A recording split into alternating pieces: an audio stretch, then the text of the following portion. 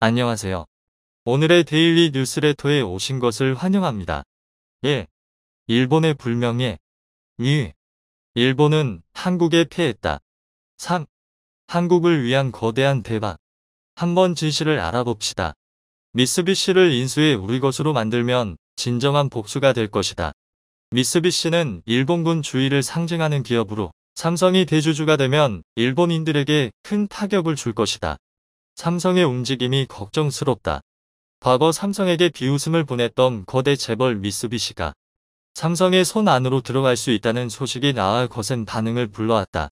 거짓말과 파벌 싸움에 약해진 미쓰비시는 삼성의 결정을 기다릴 수밖에 없는 상황에 처해 있으며 이 소식을 들은 일본 정부는 미쓰비시를 구제하기 위한 긴급 회의를 열었다.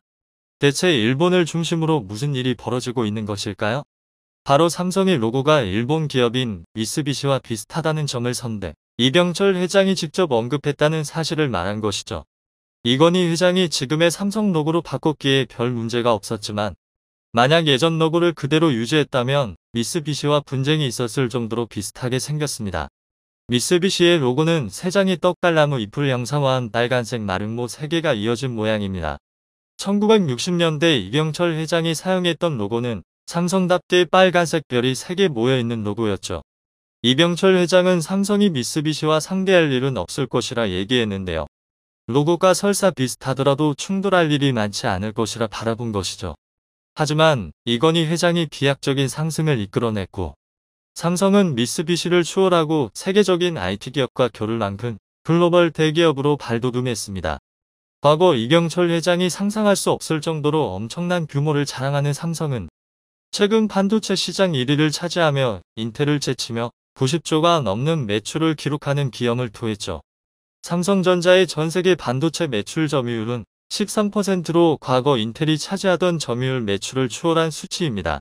시장조사업체 가트너에 따르면 삼성은 메모리 반도체 분야에서 2020년에 비해 무려 34.2% 매출 성장을 기록했다고 발표했죠. 세분화해서 살펴보면 디램 시장에서 삼성전자는 엄청난 매출을 기록했습니다.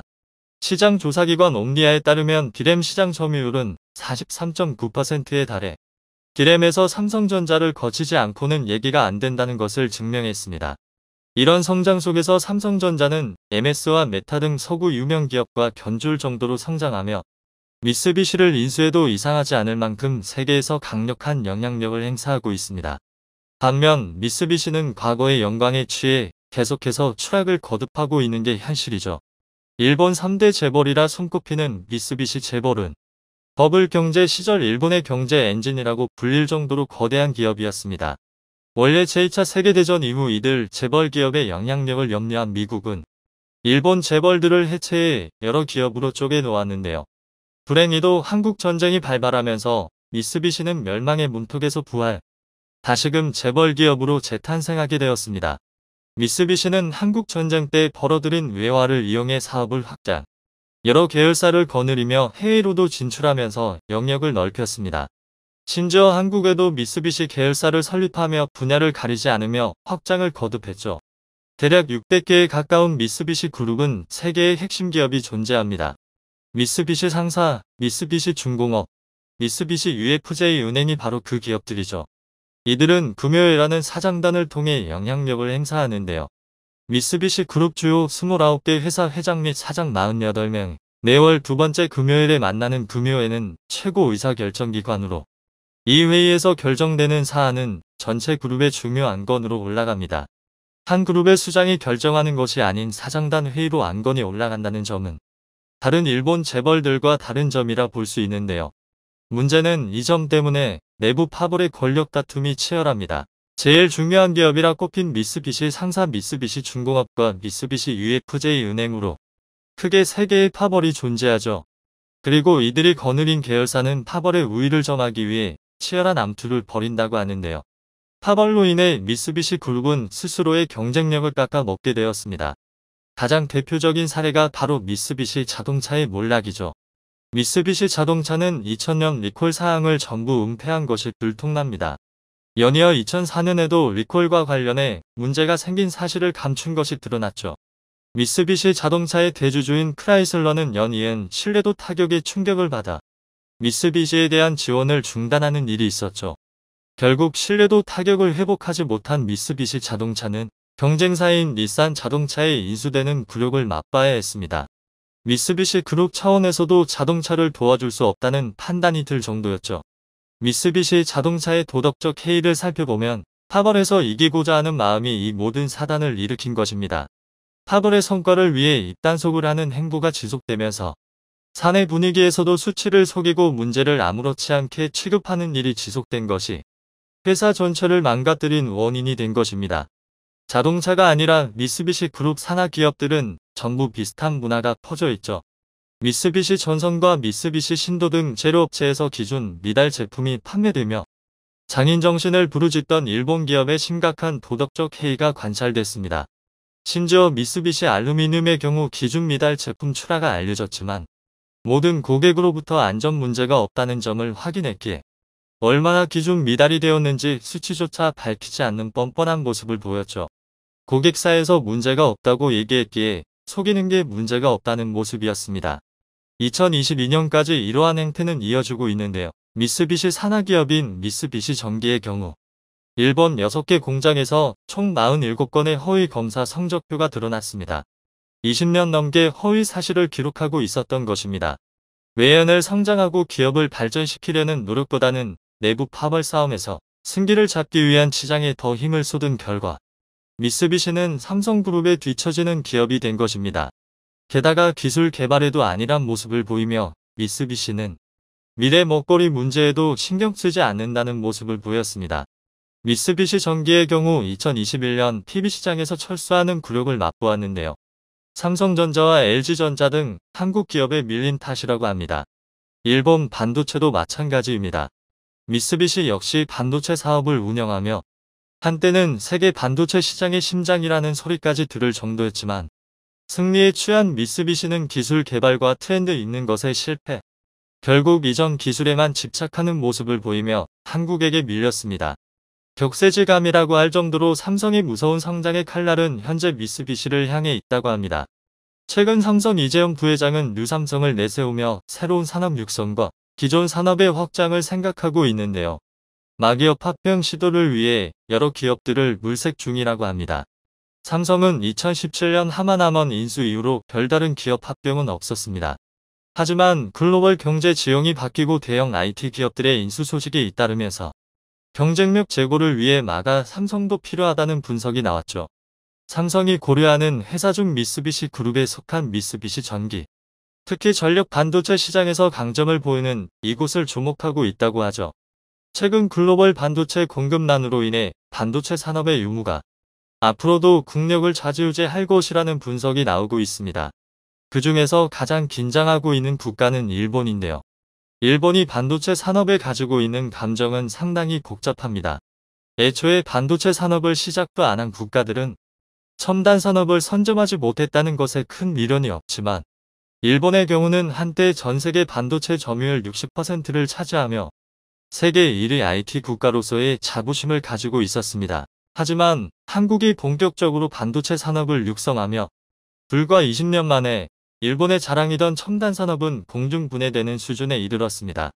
너무 오랜 기간 반도체 산업의 주도권을 내준 일본은 기술 격차가 5년 이상 나기 때문에 한국이나 대만을 따라잡으려는 희망도 능력도 없는 상황이지만 최근 일본 정부에선 다시 한번 첨단 국가로 발돋움하겠다며 수십조 원에 이르는 막대한 정부 지원금을 투입해 자국의 반도체 산업을 부활시키기 위한 작업에 돌입했습니다.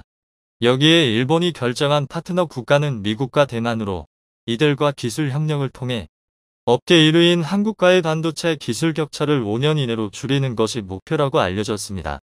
현재 반도체 업계에선 기술 격차에 관한 통계를 최대 5년까지 측정하고 있는데 그 이상으로 차이가 벌어지는 경우는 통계에 의미가 없어 사실상 경쟁 상대가 아니라고 판단하고 있습니다.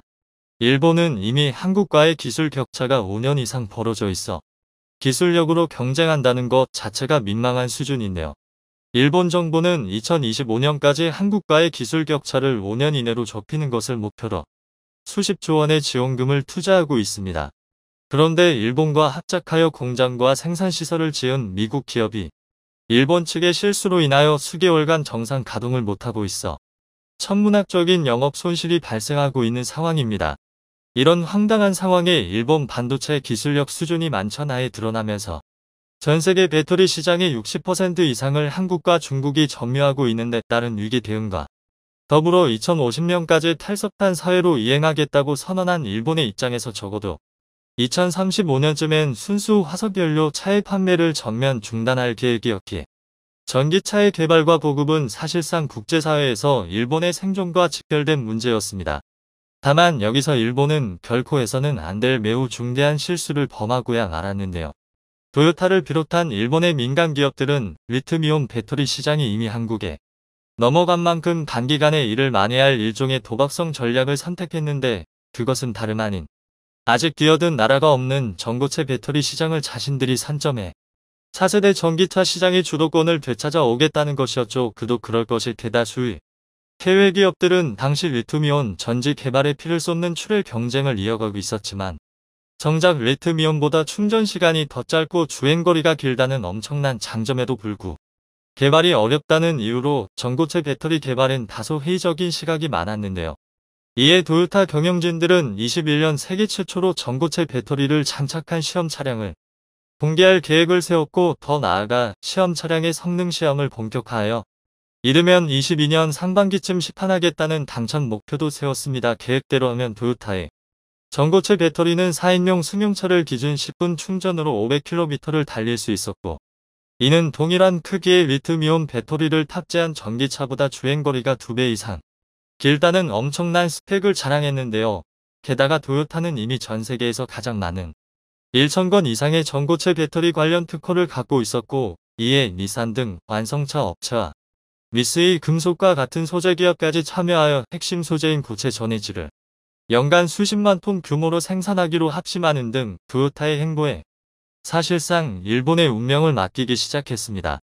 한편 그 시각 한국은 일본과 전혀 다른 방향으로 나아가고 있었는데요. 소재와 전지, 자동차 기업 등 일본의 모든 기업들이 오직 2차 전지 개발을 위해 뭉치고 있다는 소식에도 어찌된 일인지 한국 기업들은 전혀 문제가 없다며 자신감을 나타내 일본을 어리둥절하게 만들었는데 이는 지난 10년간 리튬과 코발트 등 원재료 수급과 관련 충분한 공급망 구축과 더불어 일본의 선택이 잘못됐다는 걸 이미 사전에 파악하고 있었기 때문이었죠. 실제로 토요타 측은 최근 공식 유튜브 채널을 통해 세계 최초로 전고체 배터리가 탑재된 전기차를 공개하며 일단 상용화되는 순간 기존 시장 판도를 완전히 뒤집을 것이라 으름장을 놓았지만 그 시기가 언제쯤 될 것이냐는 외신들의 질문에 최소 5년에서 10년 이상이 될 것이라는 다소 황당한 대답을 내나 일본 전체를 기겁하게 했습니다. 전고체는 분명 꿈의 배터리라 불릴 정도로 수준 높은 기술임이 틀림없었지만 가장 심각한 문제는 전해질 재료의 성능이 아직까지는 불충분하고 특히 고체라서 사용하면 할수록 내부 전기 저항이 증가해 수명이 급속도로 짧아진다는 치명적인 한계가 있었는데요. 토요타보다 앞서 연구를 시작한 독일의 폭스바겐 역시 2년 내 이 같은 단점을 없앤 전지를 개발하겠다고 호언장담했으나 실제 이렇다 할 성과를 보이는데 실패했고 다급해진 그들은 뜬금없이 리튬 황전지나 금속 공기전지 등 아예 소재와 방식 자체가 다른 기술 개발로의 선회를 결정하기도 했죠. 참고로 리튬 황전지란 황양극과 리튬 음극으로 구성돼 제조원과 절감이 가능하고 이론적으로 황이 리튬이온과 반응하는 변환 반응을 통해 에너지 용량을 최대 5배 이상 높일 수 있었지만 황 자체의 낮은 전기 전도와 리튬 폴리설파이드가 소모되는 문제점 등 전고체와 마찬가지로 수명이 짧아 아직까지도 미완의 기술로 평가받고 있었는데요.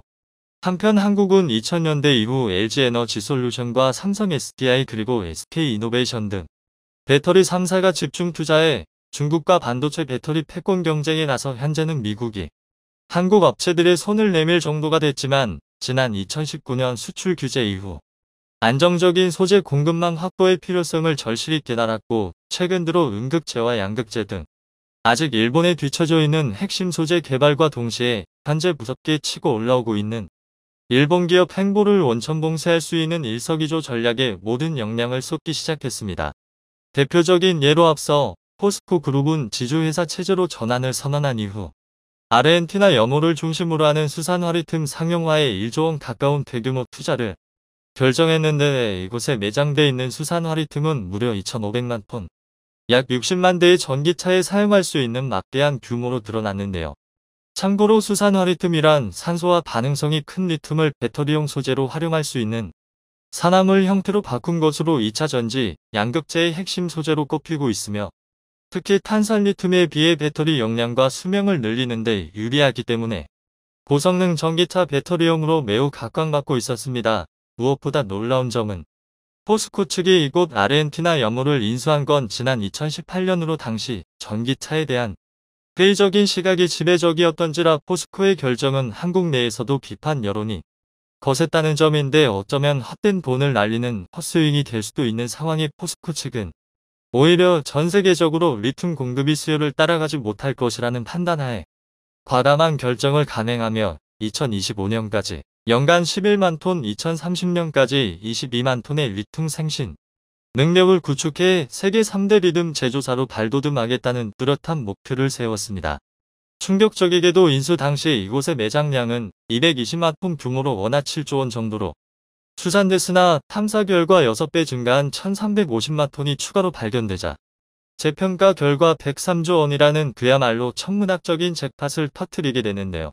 신기술 개발에 앞서 원자재를 독점한다는 것은 그 자체만으로 권력을 의미했고 이에 해당 소식이 본격적으로 알려지기 시작하자 한국이 전세계 배터리 시장에서 갑의 위치에 올라선 건 너무나 당연한 결과였습니다. 실제로 그 파장은 스웨덴의 노스볼트와 독일의 폭스바겐을 비롯 유럽의 쟁쟁한 배터리 제조사들로 하여금 한국산 장비 구매를 강제로 하게끔 만들었는데 노스볼트 측은 그동안 중국산 장비를 사용해왔으나 올해 들어 한국 업체를 선호한다고 공식 발표해왔고 몇 달 전 한국을 방문한 프랑스 기업 배터리셀 측은 한국의 배터리 공급 생태계는 일본보다 희망적이라며 바티스 최고 운영 책임자가 직접 나서 지속적인 협력 의향이 있음을 시사하기도 했죠. 한편 전고체 배터리 개발에 미련을 떨치지 못하던 도요타 측은 잇따른 상용화의 실패로 경영상의 한계에 부딪히자 결국 12월 들어 미국에 리튬이온 배터리 공장을 짓기로 확정지으며 사실상 리튬이온 배터리로의 회귀를 공식적으로 알려왔습니다. 로이터 통신에 따르면 도요타의 새로운 공장 부지는 노스캐롤라이나주로 확정됐다며 이 같은 결정이 매우 파격적이라 전했는데 그도 그럴 것이 도요타는 이 공장에 총 4개의 생산 라인을 설치해 연간 80만 개 이상의 전기차용 배터리 생산 능력을 확보할 것이고 향후 적어도 2개의 라인을 확장해 연간 120만 개로 늘릴 계획을 발표했습니다. 전문가들은 10년 넘게 전고체 배터리에 집중해온 도요타 측이 리튬이온 배터리로 선회한 건 일종의 장기화 전략이고 또한 공장을 굳이 미국에 지으려는 이유는 현지 공약과 함께 배터리 내재화를 실천하는 것이라 전했지만 정작 일본 현지 언론들은 이것이 현재 도요타가 얼마나 쫓기고 있는지를 그대로 보여주는 결과라며 단 한 번의 잘못된 결정으로 배터리 시장의 모든 것을 한국에 내주고만 일본은 더 이상 한국을 능가하기는커녕 쫓아가기도 벅찬 상황이 됐다는 등 날선 비판을 가하기도 했는데요. 더 큰 문제는 한국이 아르헨티나와 볼리비아 등 리튬 생산 국가들과의 긴밀한 개발 협약을 이미 점령해버린 상태에서 향후 일본이 배터리 양산을 시작하려면 반드시 한국의 승인을 받아야만 하는 굴욕적인 상황이 펼쳐지게 됐다는 사실.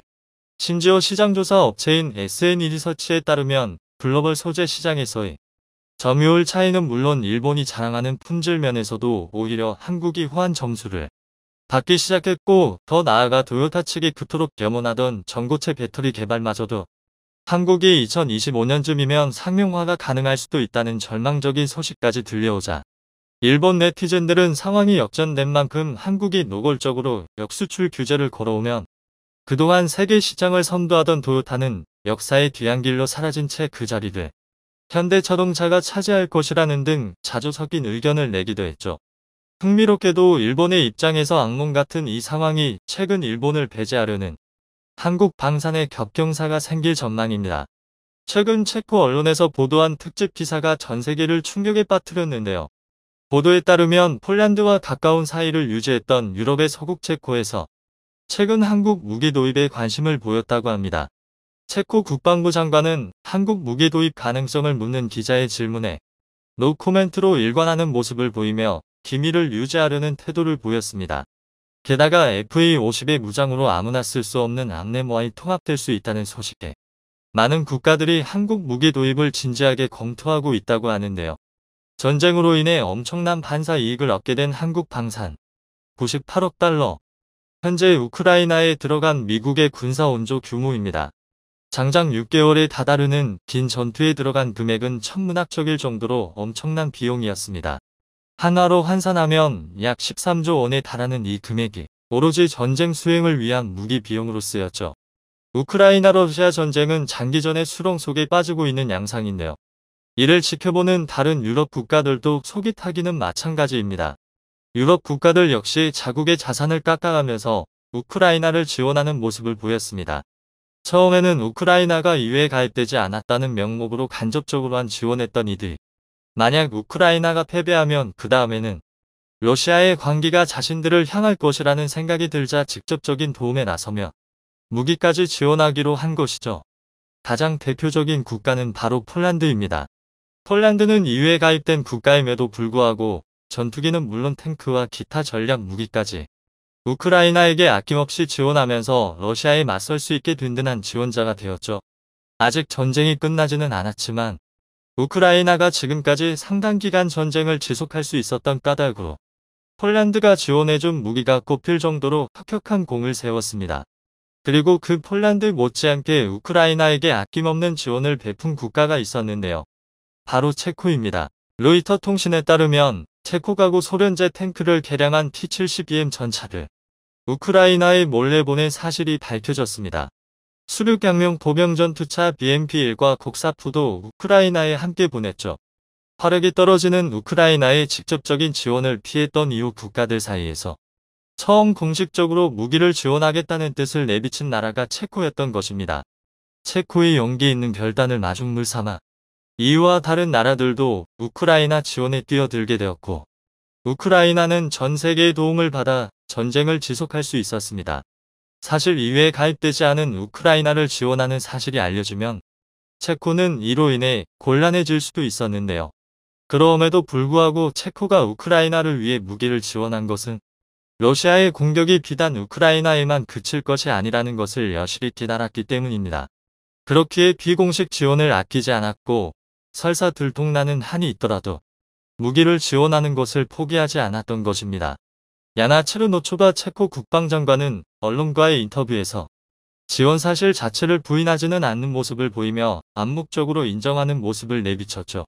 체코 민간 무기 거래상 역시 우크라이나에 56대의 수송기를 지원하기도 하면서 민간 부문까지도 우크라이나로의 지원이 끊이지 않았습니다. 그러나 이러한 지원은 필연적으로 병력 공백을 발생시켜 국방력 약화를 야기하게 되는데요. 최근에는 우크라이나로 지원한 무기들 가운데 일부분이 테러리스트 단체나 제3국으로 팔린다는 사실까지 드러나면서 체코는 공경에 빠졌습니다. 어디까지나 우크라이나에 지원하기로 한 무기가 외부로 빠지게 되면 우크라이나 지원이라는 명분도 사라지고 자칫 잘못하면 국가가 직접 무기상이 된 것이 아니냐는 비난을 들을 수 있기 때문이죠.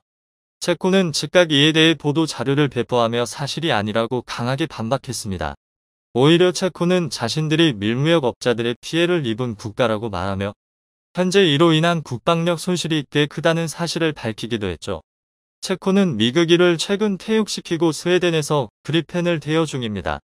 유지가 사실상 불가능해진 구소련제 무기를 우크라이나에 공여에 소모시키고 그 기회에 정군을 현대화하는 것이 체코의 전략이었습니다. 그런데 막상 육상 병력을 공여해주고 항공 병력을 공여하려다 보니 그 전력 공백을 메워줄 무기를 어디에서도 사올 수가 없었습니다. 그래서 최소한의 국방력 유지를 위해 퇴역한 미그기를 판매하거나 공여하지도 못한 채 그냥 주고 있는데요. 실제로 많은 구소련제 무기를 우크라이나에 넘기면서 국방력 확충과 신무기 도입이 체코도 필요했던 상황이었습니다. 하지만 전 세계 모든 병력과 자원이 지원의 형태로 우크라이나로 쏟아지는 가운데 새로운 무기를 수입해올 곳이 마땅치가 않았습니다. 독일이나 미국 같은 전통적인 무기 거래 국가들은 우크라이나에 지원하는 물량 이상은 생산할 여력이 없었기 때문이죠. 그런 와중 체코의 귀에 놀라운 소식이 전해졌습니다. 바로 체코와 비슷한 처지에 놓여있던 폴란드가 대규모 무기 계약을 맺었고 그 수입 국가가 한국이라는 것이 알려졌기 때문입니다. 20조를 넘는 엄청난 금액의 대규모 무기 수입. 폴란드와 한국의 무기 계약은 전 세계의 관심을 한몸에 받았습니다. 체코는 이 정도 규모의 무기를 생산할 수 있고 공급할 수 있는 국가는 미국을 포함한 몇 안 되는 무기 선진국뿐이라 생각했지만 한국이라는 의외의 국가에서 이런 일이 가능하다는 사실을 알게 되었죠. 폴란드가 일찍이 한국으로부터 K9 자주포를 수입해 운용했던 것을 체코는 잘 알고 있었습니다. 그러나 그때 당시에는 폴란드의 K9 도입을 모험이라고 생각했고 독일이나 미국에서 개발한 더 좋은 무기를 수입하면 된다고 생각했기에 체코는 한국을 교섭 대상자로 여기진 않았습니다. 그러나 상황이 바뀌면서 한국 방산 무기의 위험이 드러나자 폴란드가 이를 믿고 대규모 계약을 체결하면서 체코의 생각이 바뀐 것이죠. 한국과 계약하면 폐역 미그기를 공유할 수도 있고 더 이상 스웨덴에서 그리펜을 빌려 쓰지 않아도 되는 것입니다. 체코는 본격적으로 한국과 접촉, 무기 수입에 대한 논의를 시작했습니다. 이 소식이 알려진 것은 체코 국방부의 보도였습니다. 아냐 체르노초바 국방부 장관과 폴란드 국방장관이 만난 자리에서 폴란드의 무기 도입을 얘기하던 도중 체코 국방장관이 폴란드군의 현대화에서 영감을 받았다고 발언한 것이 결정적인 계기였죠. 체코 기자가 체르노초바 국방부 장관에게 구체적으로 한국 무기의 어떤 부분에서 영감을 받았는지 질문했는데요. 체르노초바 국방부 장관은 자세한 언급을 피하는 모습을 보였습니다. 긍정도 부정도 아닌 회피하는 태도에서 군사 전문가들과 언론인들은 체코 정부가 한국 무기 수입을 서두르고 있다는 것을 눈치했습니다. 체코 내부에선 이에 대해 폴란드의 한국 무기 수입에 대한 특집 기사가 보도되는 한편 체코의 한국 무기 수입에 대한 타당성 논의도 진행되는 상황. 더욱이 폴란드와 체코가 비셰그라드 그룹을 형성하고 있다는 것을 감안한다면 폴란드를 따라 체코도 한국 무기 도입의 속도를 낼 수 있습니다. 과거 한국 정부는 비셰그라드 그룹스의 수장들과 만나 한국 방산 무기에 대한 비즈니스 논의를 했던 적이 있었죠. 그렇기에 체코 입장에서는 사전에 논의가 된 무기를 한국과 협의를 통해서 도입만 하면 되는 상황입니다. 때마침 체코는 국방비를 전년 대비 평균 10%씩 올리기로 합의해 한국 무기 수입에 필요한 재원도 미리 확보해 두었죠. 게다가 최근 한국에서 전해진 놀라운 소식을 접하면서 체코는 한국 무기 수입에 더욱 열의를 보이고 있다고 합니다. 폴란드가 수입한 FA-50의 개량 과정에서 AIM-120의 통합이 허가되었다는 소식이 들려오면서 체코는 더는 한국 무기 도입을 미룰 이유가 없어진 것입니다. AIM-120은 미국의 중거리 공대공 미사일을 지칭하는 것으로 소위 암램으로 불리는 무기입니다. 능동 레이더 유도 방식으로 적기를 격추하며 발사 후 완각 파이어 포겟 기술이 적용되어 있죠. 발사 후 파일럿이 착탄할 때까지 일일이 유도해줄 필요 없이 일정 이상 거리에 타깃이 들어오면 알아서 적기를 추적하기에 현재 미국 공대공 무기의 주류입니다. 그렇기에 미국에서는 AIM-120의 시스템 통합을 자국 전투기 외에는 허락해준 경우가 거의 없습니다. 한국도 그동안 꾸준히 암램의 통합을 미국에 요청했지만 미 국무부는 매번 이런저런 핑계를 대며 거부했죠. 2010년대 중반 이후로 외국제 전투기의 암람을 타는 것은 거의 기적에 가까운 일이라고 업계 관계자들은 평가합니다. KF-21도 암램 통합에 실패하고 하는 수 없이 유럽 제인 미티어와 아이리스 T를 탈기로 결정하는 등 최후방 동맹국인데도 불구하고 미국은 절대 통합 허가를 내주지 않았죠. 그런데 폴란드 언론이 최근 아뉴노 카이 사장과 인터뷰를 하던 도중 FA-50의 암램을 통합하는 것이 가능해졌다는 점을 시사한 것입니다. 폴란드 정부에서 통합 무장을 위한 비용을 지불할 것이며 한국은 이를 위한 기술 지원을 할 것이라는 언급을 한 것이죠. 암램과 사이드와인더의 통합 비용을 구체적으로 언급했기에 FA-50은 조만간 지금보다도 더 발달한 무장을 탑재하고 유럽 전투기 시장의 다크호스로 거듭날 가능성이 높습니다. 이는 이미 실전에서 충분한 기량을 증명했지만 개량을 거듭하면 이보다 더 놀라운 퍼포먼스를 보일 수 있다는 것을 암시합니다. 체코가 이 소식을 들으면서 FA-50 도입을 미룰 이유가 없어진 것입니다. 상대적으로 저렴한 가격은 물론이고 미국 전투기에나 탈 수 있는 암람을 FA-50을 구입하는 것만으로 체코도 이용할 수 있다는 것을 의미했기 때문입니다. 폴란드 내부에서도 FA50은 주어진 옵션 중 가장 최선의 선택이라고 평가하며 폴란드 국방에 있어 FA50은 큰 행운이라고 언급한 부분을 고려한다면 체코 입장에서도 대박 계약이나 마찬가지인 셈입니다. 현재 수면 아래에서 논의 중인 무기 도입 논의와 관련 한국 무기 도입은 이제 세계 각국에게 있어 최고의 선택이 되었습니다. 물량을 조달하는 것이 어려워졌을 정도로 한국 무기를 달라고 애원하는 이들이 넘쳐나는 상황인데요. 한국 방산에 비춰오는 서광이 앞으로도 계속 내리쬐길 바라며 아무것도 없던 가난한 국가가 방산 선진국으로 발전할 수 있게 도움을 준 한국 기술자들의 노력에 박수를 보냅니다. 영상이 도움이 되셨다면 구독과 좋아요 부탁드리며 오늘도 감사합니다. 최고로 멋진 하루 보내시길 바랄게요.